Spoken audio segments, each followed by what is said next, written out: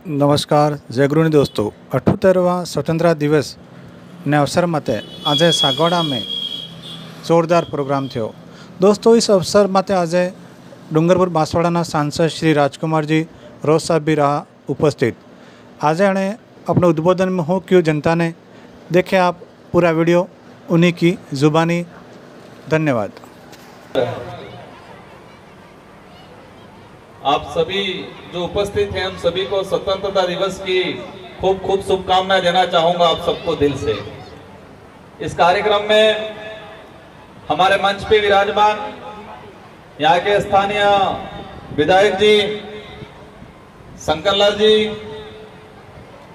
SDM साहब, यहाँ के नगर अध्यक्ष, साथ ही प्रधान जी और पुलिस प्रशासन से हमारे डिप्टी साहब। 78वां स्वतंत्रता दिवस मनाया जा रहा है हमारे लिए, हमारे देश के लिए और इन बच्चों के लिए एक गौरव का दिन है। ये दिन हम सबके अंदर एक जोश जुनून भरता है और सागवाड़ा के अंदर ये जो कार्यक्रम आयोजित किया गया, पूरे आयोजन कमेटी को और साथ ही एसडीएम साहब को, सीपीओ साहब को धन्यवाद देना चाहूंगा कि आपने शानदार पहल करके ये नयापन लाए, उसके लिए मैं आपको तहे दिल से धन्यवाद देना चाहूंगा। साथियों, कार्यक्रम आज पूरे देश के अंदर हो रहे हैं और सांसद बनने के बाद शायद बड़ा कार्यक्रम सागवाड़ा में पहली बार मेरा आज हुआ है। मैं आज उपस्थित हुआ। कई कार्यक्रम के निमंत्रण आए थे। मुझे 5 साल मिले हैं इस लोकतांत्रिक व्यवस्था के तहत। मैंने विचार किया मैं हर एक साल एक विधानसभा में जाऊंगा और पहले साल ही मैंने सागवाड़ा को चॉइस किया कि इस बार सागवाड़ा में जाएंगे और मैं इन 5 सालों के अंदर स्वतंत्रता दिवस, गणतंत्र दिवस इन 5 विधानसभा में घूम कर निकालूंगा और कोशिश करूंगा अंतिम एकाधा अवसर यहां दोबारा दूंगा। साथियों, आज ये स्वतंत्रता दिवस, ये स्वतंत्रता जो हमें मिली, अगर इस देश के अंदर लड़ने वाले नहीं होते, बलिदान देने वाले नहीं होते, अंग्रेजी हुकूमत से लड़ने के साहस वाले लोग नहीं होते, तो शायद यह दिन आज हम नहीं देख पाते। स्वतंत्रता की लड़ाई की अगर बात करें, एक लंबा दौर चला। हम अखंड भारत की बात करते हैं। आज हमारा भारत देश अनेक आक्रमणकारियों से गुजरा है।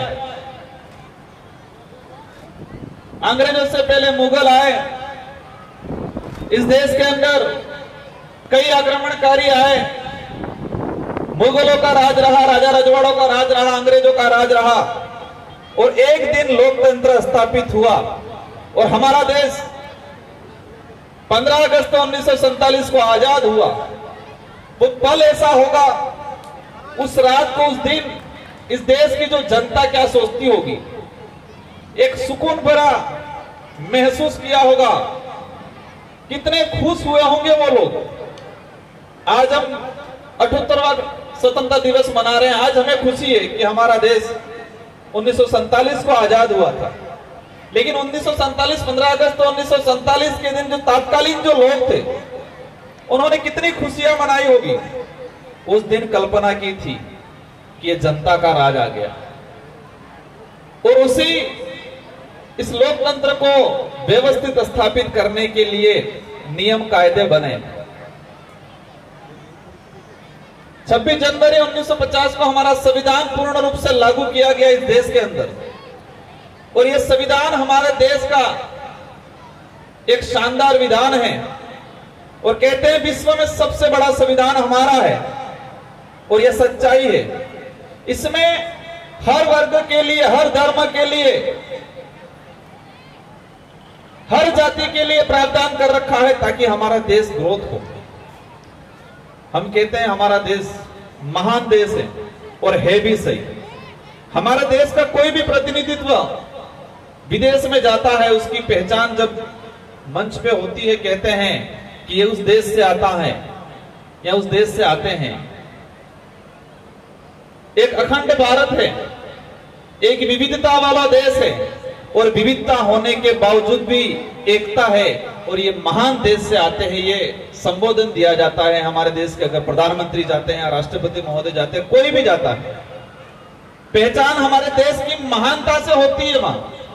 और ये देश महान इसलिए है कि इस देश के अंदर अनेक धर्म हैं, अनेक संस्कृतियां हैं, अनेक जातियां हैं, इसके बावजूद भी ये देश मजबूत है, इसलिए इस देश को महान कहा जाता है। साथियों, हमें कहते हैं हम राष्ट्र हितैषी, राष्ट्रभक्त। राष्ट्रभक्त की परिभाषा क्या है? किसको हम राष्ट्रभक्त कहेंगे? राष्ट्रभक्त की परिभाषा मेरी नजर में हमारा एक शानदार ग्रंथ है जो संविधान है। हम संविधान को मानेंगे, संविधान को पूजेंगे और संविधान के आधार पर चलेंगे तो ही हम राष्ट्रभक्त कहलाएंगे। और हम संविधान को नहीं मानेंगे, संविधान के आधार पर नहीं चलते हैं तो हम राष्ट्रभक्त नहीं कहलाएंगे। साथियों, इस देश के अंदर रहने वाली जनता के लिए मौलिक अधिकार बनाए गए, मौलिक कर्तव्य बनाए गए और मेरी नजर में वो राष्ट्रभक्त है जो मौलिक कर्तव्यों का निर्वहन करे। और मौलिक कर्तव्य ये कहता है कि संविधान को मानना है, समान भाव से सभी को देखना है। मौलिक कर्तव्य कहता है वही राष्ट्रभक्त है कि इस देश की सरकारी संपत्ति को अपना माने और अपना मान के उसकी रक्षा करे, उसकी सुरक्षा करे, वही राष्ट्रभक्त। हम देखते हैं हमारे इलाके के अंदर या कई देश के कई कोनों में हमारा घर की सफाई, घर का ध्यान पूरा रखते हैं, लेकिन हमारी सरकारी स्कूल है, सरकारी भवन है, वहां नजरिया बदल जाता है, कहते हैं ये तो सरकारी है। सरकार कौन है? हम सरकार है। इस देश की जनता है वो सरकार है, क्योंकि हमारी संपत्ति है। मौलिक कर्तव्य कहता है कि सरकारी संपत्ति की रक्षा करना, उसका आदर करना, वही सच्चा राष्ट्रभक्त है। तो हमें ये नजरिए को बदलना पड़ेगा। हम देखते हैं कई जगह सरकारी संस्थाओं में असुविधा रहती है बहुत ज्यादा। हमारी सबकी जिम्मेदारी है कि इस देश की संपत्ति की रक्षा करना। एसडीएम साहब बता रहे थे, उन्होंने शानदार पहल की, मुझे अच्छा लगा आज आके। इस देश में जो अच्छा काम करेगा उसको पूजा जाएगा और जो अच्छा काम करता है उसकी जाति क्या है, धर्म क्या है, वो पुरुष है या महिला है, वो नहीं देखा जाएगा। उसने अच्छा काम किया उसको जाना जाएगा। और एसडीएम साहब, आपको भी कहना चाहूंगा, आपने अच्छी पहल की। अनेक एसडीएम आए होंगे, आपके बाद भी आएंगे, लेकिन आपने अच्छे विचारों से, दिल से अच्छा काम किया है तो आपके कार्यकाल को पूजा जाएगा, आपको याद किया जाएगा। इस देश के इतिहास में हम उठा के देखते हैं, हम किसको मानते हैं जिसने अच्छा काम किया? हम गांधी जी को मानते हैं, अंबेडकर जी को मानते हैं, बिरसा मुंडा जी को मानते हैं। हमारे इस इलाके की बात करें, गोविंद गुरु को मानते हैं, भोगीलाल पंड्या जी को मानते हैं।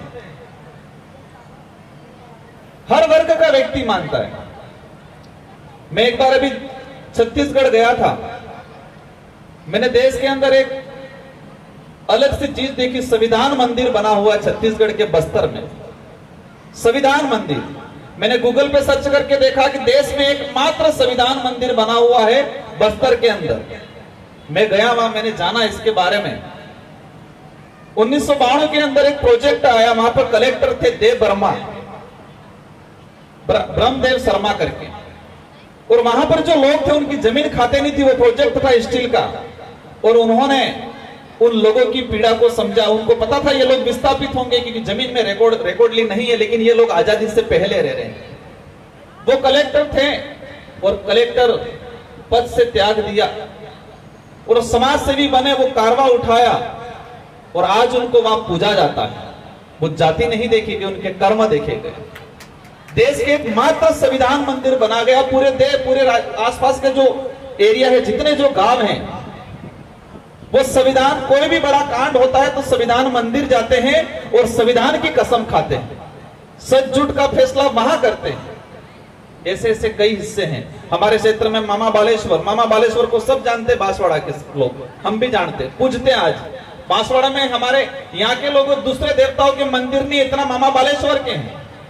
मामा बालेश्वर यहाँ के नहीं थे, यूपी के थे, वो भी ब्राह्मण कम्युनिटी से आते थे, लेकिन उन्होंने आदिवासी समाज के लिए काम किया। वो जितना ब्राह्मण कम्युनिटी नहीं मानता है, उतना आदिवासी समाज उनको मानता है और आज पूजता है। मेरा कहने का अर्थ यह है कि हम कर्म अच्छा करेंगे तो लोग याद करेंगे, और कर्म जाति या धर्म देख के नहीं, इंसानियत सबसे बड़ा धर्म है, और उस आधार पे हम कर्म करेंगे तो इस देश का विकास होगा। ये देश तब बढ़ेगा, इस देश में रहने वाला प्रत्येक वर्ग आगे बढ़ेगा, इस देश में रहने वाला प्रत्येक धर्म के लोग आगे बढ़ेंगे। और हमारा देश का संविधान इतना शानदार है, हर चीज की स्वतंत्रता देता है। कई बार मैं कुछ बात को लेके मैं यहां पर नहीं कहना चाहूंगा, लेकिन हमें हर चीज को समझना है। कोई व्यक्ति कह रहा है, उसका तर्क क्या है, उसका कारण क्या है और उसका उद्देश्य क्या है। ये देश हमारा है, हमारा क्षेत्र है, मैं सांसद हूं, मेरी जिम्मेदारी है इस क्षेत्र का प्रतिनिधित्व करना, और मुझे 5 साल का अवसर मिला है, और मैं इस कार्यक्रम के माध्यम से आप सबको आश्वस्त करता हूं कि अवश्य इस क्षेत्र का शानदार प्रतिनिधित्व करेंगे। और मेरा एक उद्देश्य है, इसमें आप सबका साथ चाहिए। शिक्षा के क्षेत्र में क्रांति लानी है हमें, और वही इलाका बढ़ता है जो शिक्षा के क्षेत्र में क्रांति लाता है। हमारे इलाके में एजुकेशन के मामले में हम डिग्रियां जरूर प्राप्त कर रहे हैं, लेकिन क्वालिटी वाला एजुकेशन प्राप्त नहीं हो पा रहा है, और ये हमारी सबकी जिम्मेदारी है। मैं पहल करूंगा, आप सबका इसमें साथ सहयोग चाहिए।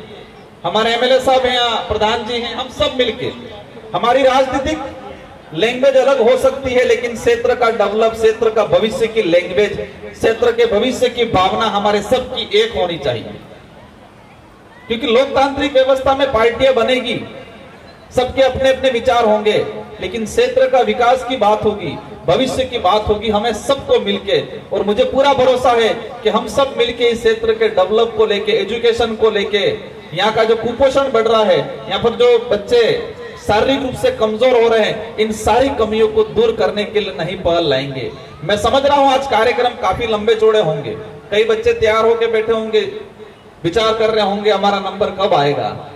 हमारी 3 बालिका खड़ी भी हो गई है, लेकिन मैं अंत में यही कहना चाहूंगा, ये देश को मजबूत करना है, और मजबूत तभी हो पाएगा कि हम सब मजबूत होंगे, सब क्षेत्र के लोग मजबूत होंगे, सभी जाति के लोग मजबूत होंगे, तो ही ये देश मजबूत होगा। और एक बात आप सब याद रखना, इस देश पे जब भी संकट आया है तो किसी लड़ते वक्त जाति धर्म नहीं देखा गया। देश की धरती, इस माटी को महत्व दिया गया और सबने मिलकर लड़ाई लड़ी। आजादी की लड़ाई में हिंदू भी था, मुस्लिम भी था, ईसाई भी था, सिख भी था, सबने खून पसीना बहाया है इस देश को आजाद कराने में। आज हम देखते हैं महाराणा प्रताप, भारत देश के इतिहास में एक पढ़ा जाता है कि एकमात्र राजा ऐसे थे जिन्होंने मुगलों की अधीनता स्वीकार नहीं की, और उनका नाम आता है महाराणा प्रताप। और हमें गर्व होता है कि हमारे क्षेत्र से और हमारे इस इलाके के उस समय ये जो शासक हुआ करते थे। उस लड़ाई में कौन लड़ा? उस लड़ाई में सेनापति मुस्लिम भी था, आदिवासी भी था, सबने मिलकर लड़ाई लड़ी। और आज भी इस देश को बचाना है, इस देश को ग्रोथ करना है, मजबूत करना है, हम सबको मिलकर करना पड़ेगा।